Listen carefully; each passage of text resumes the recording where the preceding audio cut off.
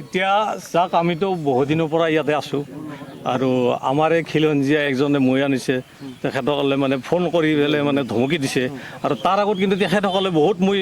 আমাৰ মানে কোনো কমিটি এখন আছে কমিটিক নুসুধা নোপোচাকৈ তেওঁলোকে তাতে মই আনি আছে তাত কোনো ধৰা বা সোধা মানুহ নাই কিন্তু আমাৰ খিলঞ্জীয়া একজনে অনাৰ লগে লগে মানে মানে লাগি গৈছে সিহঁতৰ হাল্লা লাগি গৈছে তেওঁলোকে এই আব্বাছ আলী এটা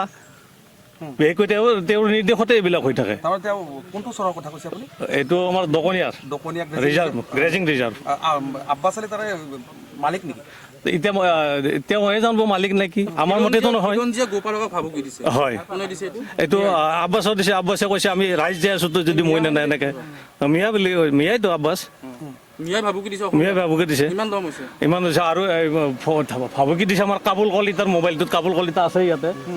তেওঁ ক'ব সবিশেষ গোটেইখিনি ক'ব কোনে কোনে কি কৈছে মই সেইটো কোনে কোনে কি ফোন কৰিছে সেইটো নাজানো আব্বাছৰ কথাটো মোক কৈছে তেওঁ আৰু বাকী কেইজনৰ কথা কাবুল কলিতা কৈ দিব যিটো ঘটনা হৈছে আজি হাজোৰ যি খিলঞ্জীয়া হয় আচলতে অস্তিত্বৰ সংকটত নেকি এতিয়া বৰ্তমান অস্তিত্বৰ সংকটত এনেকে মিয়াই ভাবুকি দিব মিয়াই ভাবুকি দিব সেইটোৱে হৈ আছে আজি আমি এতিয়া থানাত আহিছোঁ ৰামদিয়া থানাত এজাহাৰ দিয়া হৈছে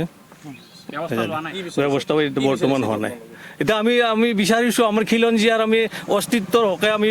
মানে যুঁজ দিব লাগিব আৰু অস্তিত্ব আমাৰ জীয়াই থাকিব লাগিব আমি সেইটো বিচাৰোঁ আমি এইবিলাক মিয়াৰ দপদপনি আমি সহ্য কৰি থাকিব নোৱাৰোঁ মুখ্যমন্ত্ৰীয়ে দয়া নাই ক্ষমা নাই নীতি লৈছে